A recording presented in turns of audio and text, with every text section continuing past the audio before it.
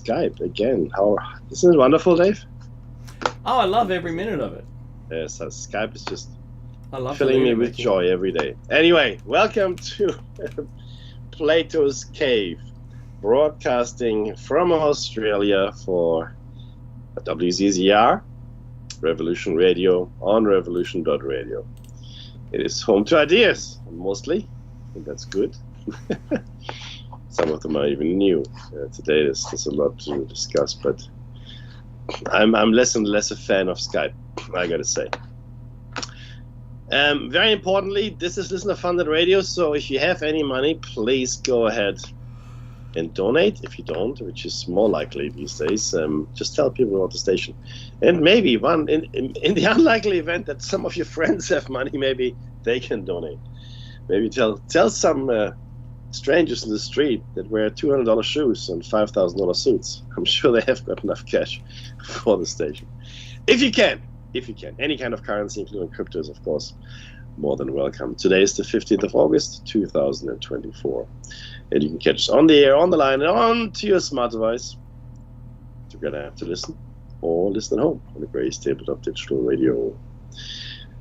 Hi. Now, before we start broadcasting at you in anger, we would like to acknowledge the traditional custodians of the land from which we broadcast. And for Dave. It's the Dark and Jung. And for myself, of course, the Dark people. Thank you very much. Yeah, Dave, look. Skype. We really have to find something else to do this. It's just ridiculous. It's ridiculous. But, and that notwithstanding, even Elon Musk had some tech problems.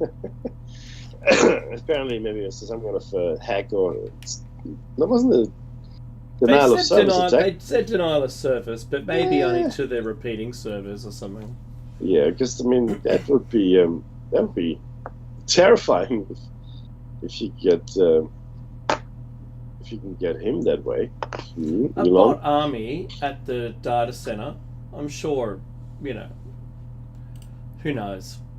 Well, that's the thing. I mean, his money, his system should be more than capable. I mean, he doesn't care if he blows up rocket after rocket trying to go to Mars, right? So his security and redundancy should be fairly impressive. Anyway, it doesn't matter. It should impress the likes of you and me. Yes, it should. Yes, that's right. Now, we're waiting for it. Here it is. We have a new global health crisis. Hurrah. Mpox. Oh, it just declared. Mpox, yeah. Yeah. Mpox was just made a global health crisis. Now the death rate is hovering around the 5% now. It's a more aggressive strain. That's bad, just in case you're wondering. Initially, the Mpox or monkeypox wasn't as fatal. It's hovering around the 0.4, 0.5 thereabouts, but now it's gone to 5% roughly, and especially in younger people. So that's something. They're all telling us something is going to come, and from here, And here what I find? Yeah. But you know what I find interesting? So, what's that? Most of these outbreaks have been traced to pathogens that were found in Africa. Not all of them, right? And if you look at Ebola and Marburg, certainly Marburg is in Germany. That's where it went into the wild, but the actual critter had come from Africa. Ebola is African. Mpox is African. Now, we did a show on this, not directly, indirectly, I guess. And there was a movie as well. The movie escapes me right now. But essentially, it postulated, and this was not a work of fiction, so to say. It was a movie that postulated Africa as, in fact, a testing ground. Yeah. For a lot of pharmaceutical companies. In the fictional movie, yes, that's right. Yeah. Well, yeah, it wasn't really fictional, So, by the way, in case you're wondering, one of our shows was pulled out of YouTube. Yeah. All I did, I just read the headline of an article that was posted on news.com.au. It's not conspiracy. It's just, confirmed fact. That's it. That's all it was. Not saying what it was. Again, And you know what? YouTube now has a appeal button that you hit the button and then you don't even get to type anything in. Look. But I've already loaded up to Rumble, so if you're interested, go to our Rumble channel. Shanice that out. So look, but this is what we don't just postulate crazy theories. We just don't, right? A lot of the stuff that we share with you comes from a whole bunch of different news sources, scientific papers, research releases, etc., etc. Mm-hmm. So this is not our original stuff. We have original stuff, the hypothesis and all of this connected right. to that. But certainly when we share articles with you, that's it. We're just sharing articles that are in the public domain. The movie, by the way, is called The Constant Gardener. The Constant Gardener. 2005. If you haven't seen it, I strongly suggest that you do. This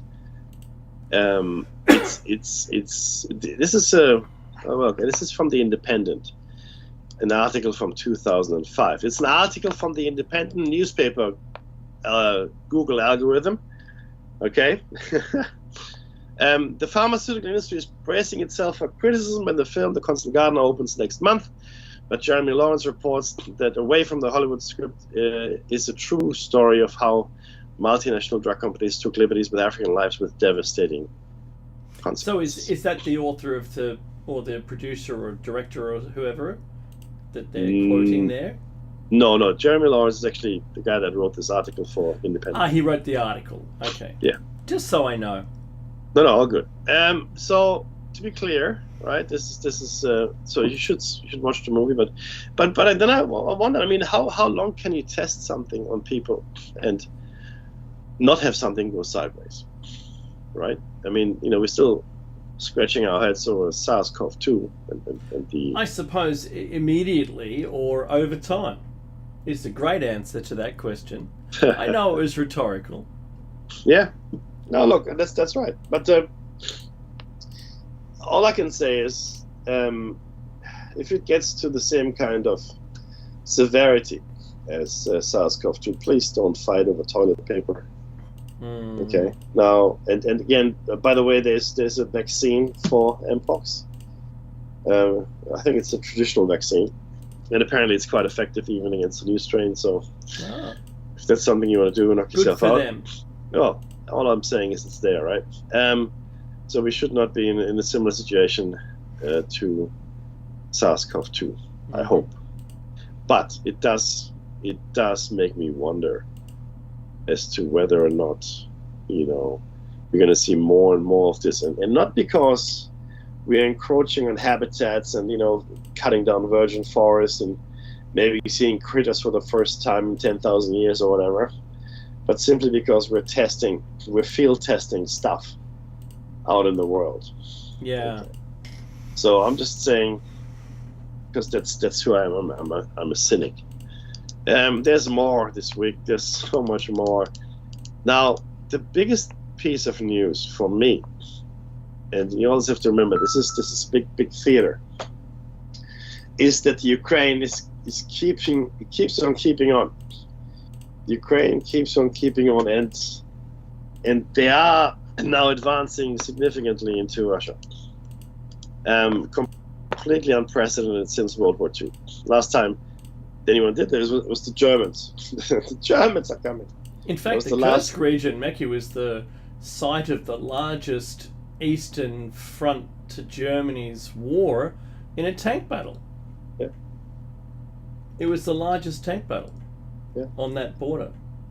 Yeah. So, and you see, Putin has always been to the Russians. He always wants to bring the Russian glory back, all that. That's okay. But it was always fairly safe. After the fall of the Soviet Union and the interim, I guess, corrupt stuff with all the Russian mafia and whatnot, he came in. He was a strong man. He sort of created order. He didn't suffer any opposition, mind you, but he created order. He gave people a sense of safety and security. But now, when you've got tens of thousands of people evacuating, and Ukraine. No one is stopping them. Okay. I wonder. I've tried to capture any audio of Putin describing what's going on to his own people in the news, and I can't seem to locate anything worthy of comment. I think what he's doing for them. I mean, what can he say? But I think for the most part, I'll be honest with you, I think he's ignoring it. It's and he what he did say is that Ukrainians are trying to get a better negotiation position, as we discussed. That's what I said, week. Yeah. Mm-hmm. Which is obviously that's makes sense. I wonder though, because I mean, who's to say they're going to stop? If no one stops them, literally, actually, no one physically stops them. Keep marching. Go ahead. They could get to the Kremlin, right? Well, I mean, it would take some doing, but yes, they could. Eventually. I mean, it all depends on the amount of resistance, right? They encounter along the way, and then of course you need a supply line. You can't always the hardest. Yeah. Yeah, you can't go too deep into enemy territory. You always have to guard your supply lines, but it's just, I mean, it's incredible, to be honest with you. Once you have a certain depth, then you can get some breadth on it. Well, that's the thing. Because they're blitzkrieg, Mickey. Well, that's what they're doing. It works, but again, what Hitler didn't do well. He didn't. See, the thing is this: you can't win a land war in Asia. Full stop. Mm-hmm. That's an ancient military maxim as old as war itself. You can't win a land war in Asia. You can't. It's not possible. You can get to a stalemate or be smart and hunker down and grab what you have, but don't go for victory. That's stupid. That's what Hitler did. That's what Napoleon did. Mm-hmm. Mm-hmm. They both failed. So that's happening. That's I guess closer to home. We can now look forward to a completely digital ID, Dave. I knew you were going to bring this up. I remember this because I've been in Australia for 36 years or so. Remember the Australia card? Bingo. That was just exactly. I know. And everybody, now we'll never have Australia card, can't do that. In fact, when I came to Australia, now I came from Germany, and I need to make you understand, in Germany, everything is registered somewhere. I had a driver's license with a photo. I had a identity card. It's called the Personalausweis, the identity card with a photo. When I was 16, I got it. I had my driver's license when I was, I want to say 18, I got it. You can say if you want. And a passport, which also had my photo. So by the age of 18, I had 3 items of documentation which had a passport photo. Wow. Okay, and I think one of them might have had a fingerprint. Doesn't really matter. Point is, I came to Australia, and I was given a piece of paper after I set my test. I only had to set a test because I already had a license. So I only set a 20-question test, and then I got my blacks. I think it was like a blue permit. Blue. It was just literally, it was an A4-ish type piece of paper folded up. Mm-hmm. No photo, nothing. It's just literally that was my driver's license. There was right. No need. Yeah, no need for me to register. In Germany, if you move, you have to register with the police. The police needs to know where you live. Or you can do it at the council, the city council, wherever you want to do, but you have to register if you move into a new area, right? Mm-hmm. So people in Australia, nothing. You just move around as much as you like. There's no photo ID anywhere. And I thought to myself, really? Wow. And of course, Australia back then, I mean, it was a wild west when it came to fraud and falsely, people claiming, falsely claiming unemployment benefit, all kinds of things. Oh, you can have. Well, you know what, Mickey? There was I think it was a show called Australia, You're Standing in It. Yeah. And they made a joke about the Australia card, which I will never forget, ever. And it says, under the current system, it says you can have not just one card, you can have multiple cards with different identities. Yeah, how about that? Because at the time when you were registering for it, they didn't have photo, like computer recognition of the photo. So you could use any of your current false identifications. This is back in the 80s, right? When they were establishing it, which they never did. But so you could use the existing false identities to register for different cards under different accounts. Golden.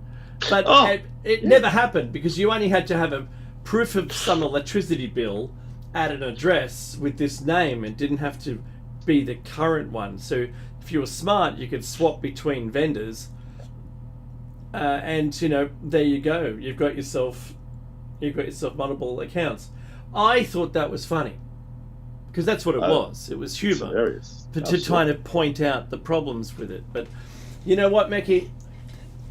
We've already got in New South Wales. We were a test bed for how can we use photo identity, which is not supposed to be used as an identification, which is your driver's license in my state, in our state.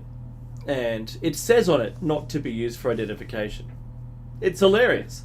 It's the only photo ID you've got. And it's registered with the government. But now, inside the Service New South Wales app, I discovered this recently. I had some friends that wanted to go to lunch. So we went to lunch. We went to a club. So we have a Returned Servicemen's Leagues club. We have a football leagues club. And we have, say, golf clubs or, whatever you call it, country clubs and things like that, right? So now at any one of those registered venues that are registered with the government, their software has this thing inside the New South Wales government app that you've got on your phone, because that has your photo ID license in there with an animated background. So you go into your license, and then it says register at a venue. And you push the button, and on the screen at the club is a QR code, and vlop, there you go, done. You're registered. You're there, and you show them the green tick, like it's worked. There you go, and you walk in. Now this all came about because of COVID. The development of it took a little while to get in, but now there it is. Now the card, the digital ID that they want us to have. You know what? That better be Fort Knox. It better be better than Fort Knox. That better be stored somewhere so secure that it's beyond belief of how good it is, right? The security. Because right now, they've trialed this, log into venue stuff in state-wise, but they want to do this federally with this digital ID, and I share the concerns that people have on this, in that the Optus hack had our credentials, our logins, username, mobile phone details, address. It had our driver's license, and any other of the 100 points of identification that was required was leaked through this hack. Now, this better be good, Meki. I'm just going to say that out loud.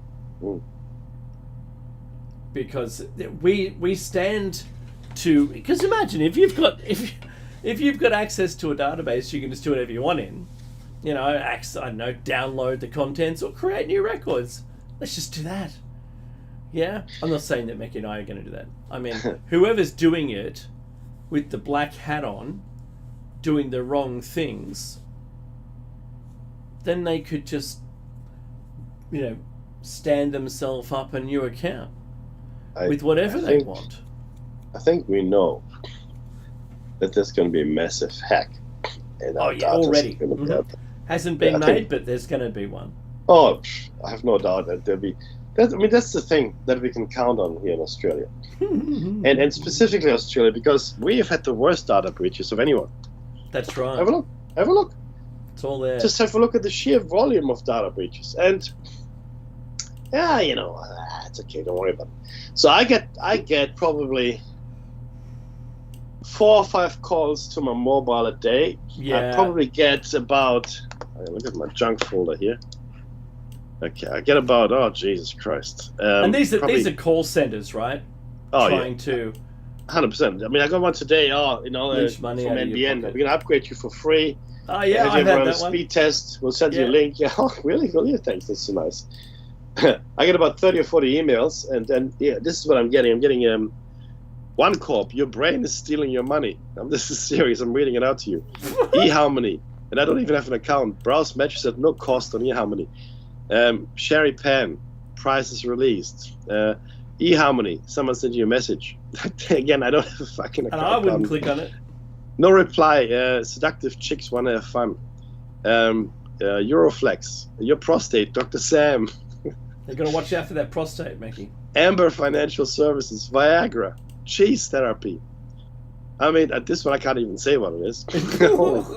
Health Engine. Look. Health Engine, that's a good one. I like that.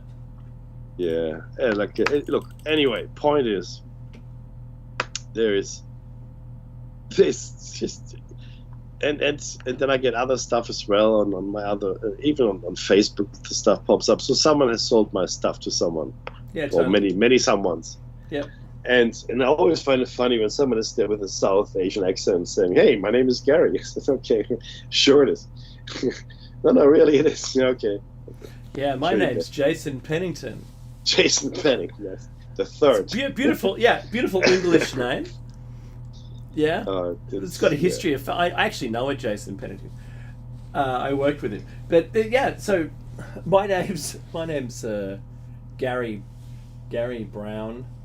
Okay. Gary Brown. Gary, yeah, sure. Most popular name in India, is it? Yeah, that's the one. And I call them. Sometimes I call them out. Sometimes I just hang up because I'm just too tired. And I'll be honest, it's So data security, forget it. But it's interesting though, that it's being it came out of nowhere. Like there was no preamble. It's like, this is what we're gonna do now. What? Stop. When blew the dust off it, Mackie. They had to do something. Well, everything else has failed. I know. But they're just making a big pile of fail. A big pile of fail. Welcome to our failures. They'll have one of those golf cart museum tours through the big piles of fail soon. That's true. But you know what else happened in Australia? What? A huge fail in New South Wales. About 100 members of local governments, etc., or others, are no longer eligible to run because their applications weren't submitted on time. So for example, on the Northern Beaches Council, there's a mayor and about 10 or 15 of her Liberal Party colleagues that are working in council as council members are out of a job. Because they can't stand for re-election because the central party head office, whatever, failed to submit the application on time, and that happened to 100. I didn't know whether it was state or federal or whatever, but it was local council, was it? Yeah, it's these are for council elections. Yeah, that's what it says here.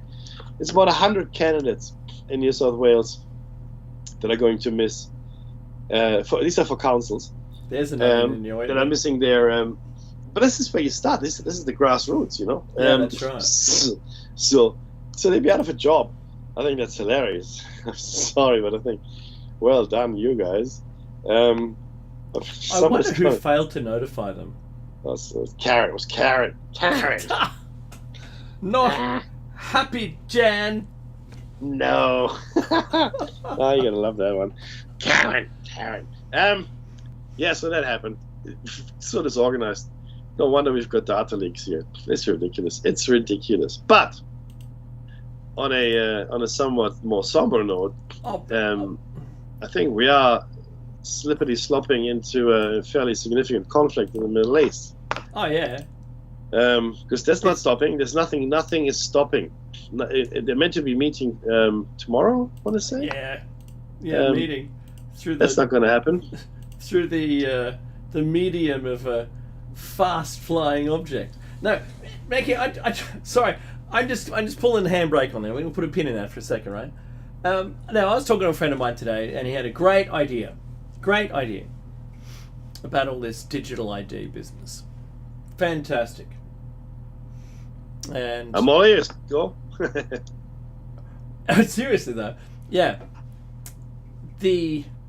I'll bring it up in another show though. I won't mention it now. So you're right, Mickey. The country of Australia is just falling by the wayside. But I don't see that to be unique in any way. Yeah, we've got conflicts around the world, and yes, I'm going to bring you back to Iran. So the Middle East conflict cannot get any worse today. I don't see it getting better. One thing that annoys me, Becky, is my friends ring me up and they go, "Hey Dave, what's going on in Iran and in Israel?" And I go, "Well, it's kind of like a wet sock." And my friend gave me that expression, and I love him to death. He's a good friend, and he and I embrace that wet sock because I've got another friend of mine who goes every day, rings me up, "Oh, what's going on?" And I tell him, well, imagine if you're trying to stand up a huge project, like, I don't know, like military conflict. You can't just do it. If there's numbers of troops, you need to cancel leave, wait for the majority to return from leave. You have to, if it's an IT project, I gave an example, you've got to assign a project manager, then you've got to find the resources, and then you've got to make sure all the comms are out because you've had a kickoff meeting and decided when you're going to commence it, and then you've got to get all your hardware ready, then you've got to get the people on the ground, you have to schedule, everyone's got to agree to it. Then you've got the resources. The armies run on their stomach, right? And you've got fuel and vehicles, and it's all got to be poised, and everyone's got to be, the information streams have to get out there to all you people so they know what's on Earth is going on. And you have to do this with the surprise. But if you take too long, you look weak. If you're Iran and you don't do something, there'll be a coup against the government because what are you doing? Yeah. They did this. We have to act because they're not like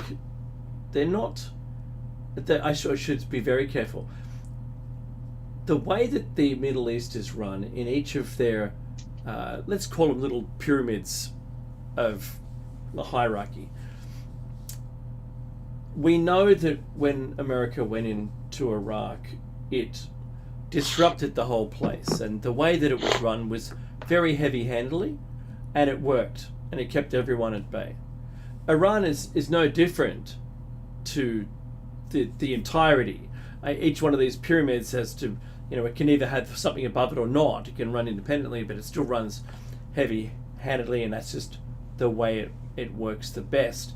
If Iran doesn't show strength, then the leaders they're not going to have any faith in them. And I think something has to happen. I'm not sure you can talk your way out of this at this point. Or will there be, for money, an agreement that waters it all down? How many bat phones, this is what you call it, like a red phone or bat phone, how many bat phones are currently ringing trying to discourage it? I think none. The Israelis are not taking any calls from anyone. Okay. No, they tell you take that to the bank. Yeah. Right. So that's not. And now I just saw something that popped up in my feed here. Mm-hmm. What it says is that 1 second. There we go. Oh, Hamas. Oh, here we go. Hamas will not join Gaza ceasefire talks. Oh, well, there you go. That's what you want. Okay. I don't think there's going to be an end to this, and it will get a lot hotter. Can can Iran get out of retaliation? Of course they can. Of course they can. They can. Of course they can. But how much credibility are they going to lose?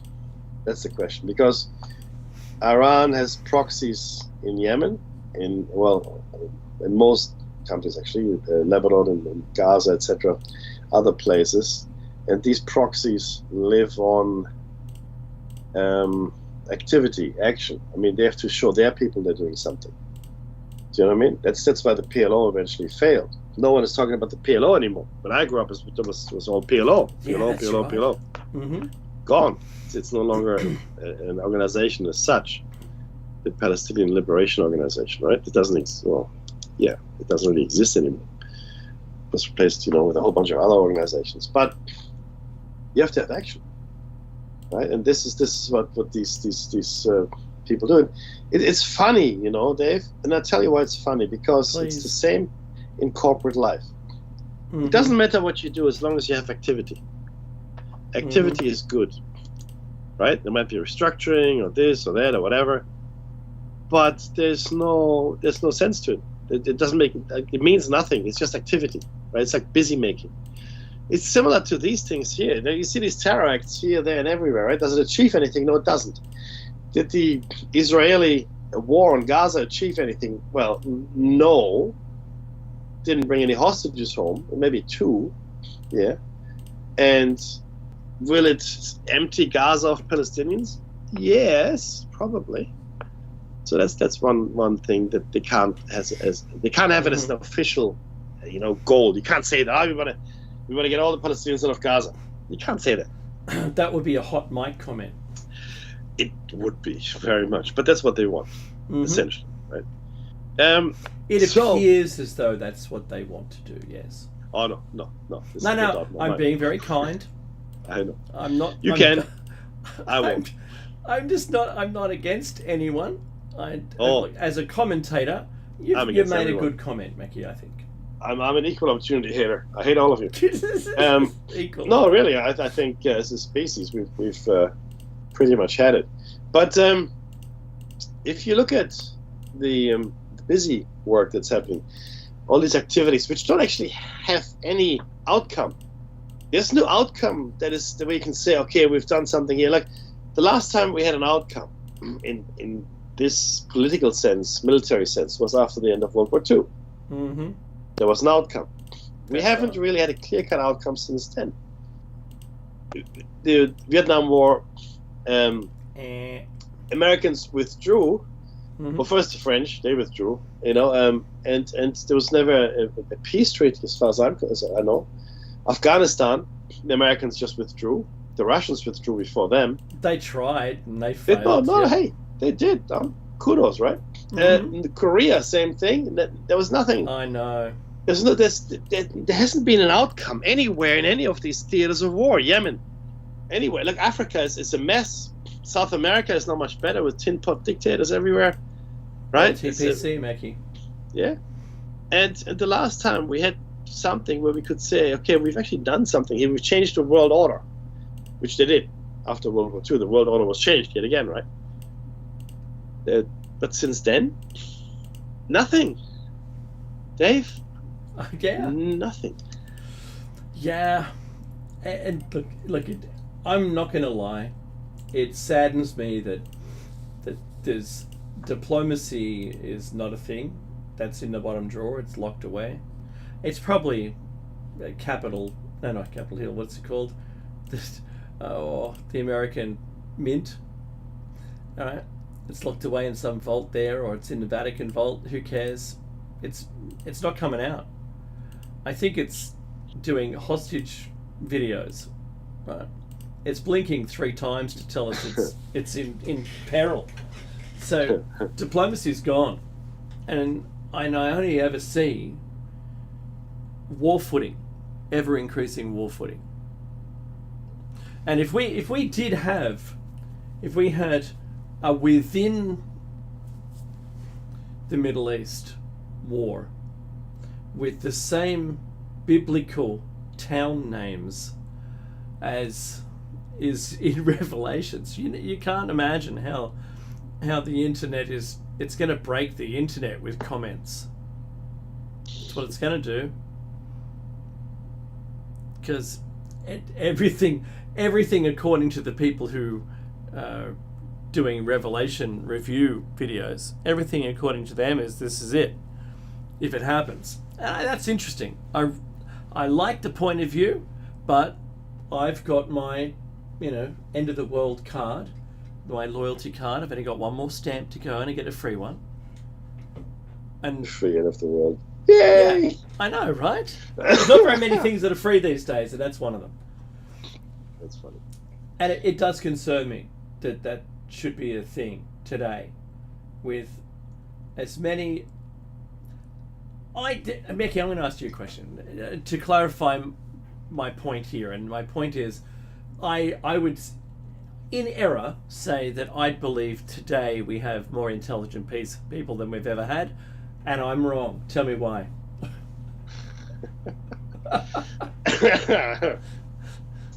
We should, going by pure per capita distribution of intelligence, and looking how, I guess you're looking at geniuses and how they, popped out of the general population and the numbers that we used to have. We should be swimming. We should be falling over geniuses and they smart should be in the people. street. We can't go anywhere. Mm-hmm. That's the sheets. The sheets. The streets should be plastered with. No, we don't. And sorry, we do, and we do not. We do. Yes, we have those high IQ people, but high IQ gets you nowhere. Mm. We had an interesting discussion with Zoe B on her radio show Friday morning a couple of weeks ago. Yeah. And something mentioned that was very true. That the Prussians invented, well, I guess invented, you could say, the modern schooling system. They got their proverbials handed them by Napoleon. Okay? The French beat them soundly on the battlefield. Mm-hmm. Turns out the German soldiers weren't very good at just, sacrificing their lives for the greater good.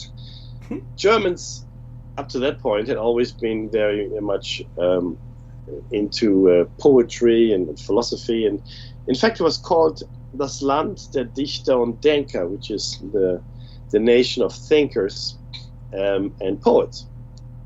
But then the Russians, this is no good. So what they introduced was standardized schooling, where you you mold everybody in the same way, and they spit out a finished product at the end of it, and that was taken on by the corporate sector, and that's what fuels the machines of economy these days. But we have changed our educational system globally, is the point I'm trying to make.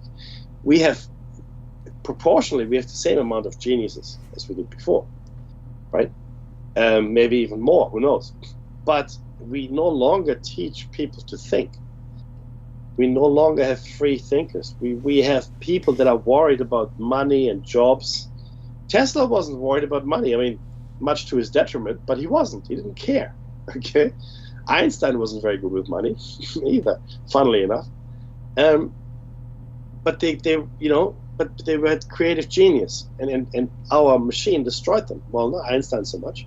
Mm-hmm. But Tesla certainly, and others like Tesla, and other inventors. The smart people that you talk about, that invented, the water engine or hydrogen engine or whatever, whatever they're wonderful technology, they're all, there you go, they're all dead, or living in a cave 2 kilometers down. I don't know, whatever. So that's right. That's what happened. That's where they are, my friend. Sorry. You're completely right. Absolutely, 100% right. And that's why I asked, because I knew it wasn't going to float the old idea that there's more people, because there is not more intelligent people, and it's so sad. And I think at the moment our system does not support being smart. It doesn't support it in, like, it supports it in the way that it makes them go underground. And, here's a single thing that you should focus on. Just focus on that and do nothing else. Don't do anything. I'll see you in 20 years. Yeah, okay, yeah. But it isn't that they're in charge. They're not. Oh no. Oh no. They do nothing towards that. Our system does not support smart people directing things. Not even in business. It does nothing. Right?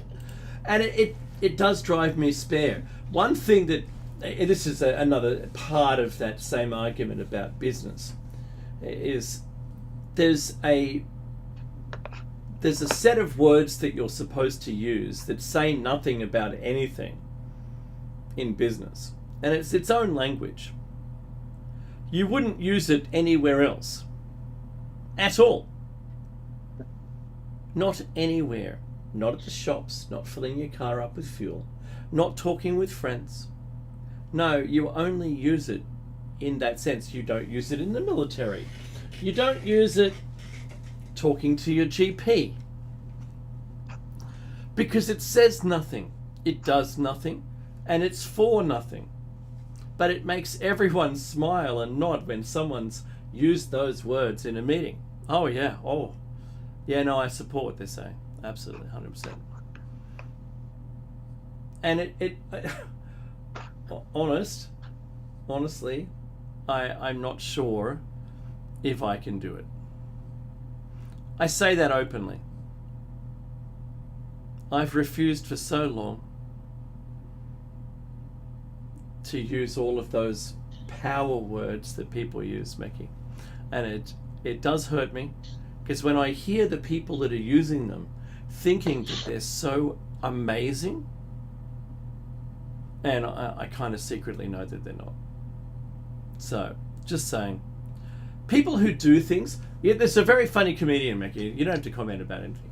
So there's a comedian that I like, and he has Venn diagrams and he talks about engineers. He's hilarious. And he does stand up, but he has like a whiteboard or a projection with some slides, and it's very, very funny. He himself is an engineer. And he makes all these comparisons using Venn diagrams and about different roles people play in business. I'm not going to ruin it. I'd forget his name, and I can't give you any more, so that's kind of like a dead end. I drove the entire audience down a cul-de-sac, Mickey. Yeah. That's what I've just done. Well, you're stuck there, my friend. Good luck. Well, I'll do some donuts in the cul-de-sac. That's what I'll do. I'll leave you to guide them home in the last 15 minutes. Oh, it's for 15 minutes. I want to announce here that we're going to do a show on the Shiny Side Out, and we're going to do a show called Unethical Medical Experiments. And is Mangle going to be in it? Well, he's the poster boy, isn't he? But that's too obvious. That's too obvious. You'd be astounded how much we when I say we, I mean the West, how much we have done to people elsewhere and to our own people, of course. Oh, I remember the spray units on top of the buildings in Detroit. You know it. Yeah, you know it. So and that plane that had all the cancer people, the cancer doctors in it. Oh yes, let's actually just spend a few moments on that. That's important. A plane went down with a whole bunch of. They were on the way to a conference, in fact. Mm-hmm. And you have to ask yourself, because whenever something like that happens, you have to ask yourself, well, what is this now? We shared with you, a few show cycles past, the death of many virologists and microbiologists. MH17, that was. Yeah, but I mean that was the crowning, I guess. There was the coup d'état, if you will. Mm. But so many microbiologists had been killed or. Oh, that's right. Died under mysterious circumstances. Even multiple at the same lab. Yeah, absolutely, and it was just honestly, it was just the oddest thing. And they didn't die of a virus or anything. They died of other circumstances. Yeah. There was murder, suicide, accidents. Oh. It fell out of a window, right? Yeah, the slippery floors and open windows. Yep. There's that, but that actually happened. So And now you have to ask yourself, well, whenever you've got a fairly large contingent of any given profession die in non-natural circumstances, such as a plane crash where everybody died. Yep. Why? What was there that needed to disappear or no longer be around or whatever? Okay. And of course we don't know. It's a rhetorical question, but clearly something might have been there, and there might have been a reason why one or many of these, or all of them in fact, had to disappear, stop living, as it were, right? And it always worries me when this happens, because what's next, Dave? What's next? I mean, what are we looking at? Some kind of crazy new something, like a disease, a cancer? Probably. Plague. I've heard the term turbo cancers recently for some reason. Well, that would be horrific. Yeah. Because we discussed this, I think, just the other day, right? I'm saying nothing. And I silence now. You speak truth, die soon. What, nearly 800 shows, and now you're quiet? Now you're quiet. Why you don't talk more? What? Talk now. No, look. Things are afoot, right? And anyone who has got half a brain can see this. And I love how people are in denial. And I actually, I want to share this with everybody. My daughter asked me today, is the tooth fairy real? I said, well, it depends on your point of view. What do you mean? I said, well, if we're living in a multiverse, truly in a multiverse, according to Everett, and then somewhere the tooth fairy is a real thing. But you have to also ask yourself. And then she saw my friends tell me that their parents leave them. I said, okay, but why? Why do they do that? And she goes, oh, this is nice. Yeah, but why? Why would they not just give the kid the money and take the tooth? Why the employ the agency of a tooth fairy, right? Mm-hmm. And I said, well, why is that? And of course, what I wanted to get through to her is that maybe the tooth fairy works through these people that have no real rational explanation as to why they perpetuate the myth of the tooth fairy. What's the reason? Same with Santa Claus, all of that, right? We want to keep our kids innocent, sure, but why? Why? I mean, maybe there's some force at work, the tooth fairy, as it were, that makes you do this, right? I've done it, and I'm still doing it, but it goes deeper, because if we are living in a multiverse, as quantum physics might tell us, then everything is true somewhere. Let that sink in for a second. I've said it before. Everything is true somewhere. There's no such thing as fiction. Fiction doesn't exist. Every book you've ever read, it's describing a universe as it exists. And there are universes and realities where the tooth fairies and Santa Clauses and all kinds of things. Because if you accept the proposition of a multiverse, you must also accept that. Because anything that can and cannot and may not and will be, no matter how unlikely. We're living in a reality of probabilities, and nothing has the probability of zero. Nothing, literally. So, and then I said, well, look, there are a lot of people that believe a whole bunch of things. I mean, there are billions of Christians, there are billions of Muslims, and they believe in an invisible entity. They're, respective God. You can't prove the existence of God, not really, right? You can't also prove the non-existence of God either, right? So, you're sort of stuck. So you have to believe. So why is that belief any more valid than the belief in the tooth fairy? And the answer, of course, is it isn't any more valid. It's just a belief system, right? I know a lot of people will hate me for this, but the truth is this: you can't prove it either way, and that's why you have to believe. And in fact, if you believe there is no God, you have as much faith as a true believer in God, because you have to have faith to believe in the absence of a God, because we don't know. So what do you see? I asked dyed-in-the-wool atheists. I asked them, What do you base it on? Well, science. Well, science has never proven the non-existence of God. That hasn't happened. And then I showed my daughter, this is my favorite little parlor trick, my watch. I've got a mechanical watch, right? And I said, do you see my watch? She goes, yeah. Okay. Well, if you look at my watch, well, what do you think? Oh, it's a nice watch. Thank you. That's not what I meant. Do you think it just happened? What do you mean? Do you think this watch just happened? Or there's not, someone made it. I said, oh, really? Why would you say that? Well, clearly someone made it. I said, okay, why couldn't it just happen? She goes, oh, I guess it could. Could it? Really? All the component parts of the watch just, magically fly together. and this is really the point that a lot of people of faith make. If you look at living things, if you look at human beings, the complexity and all the things that had to be just so, right?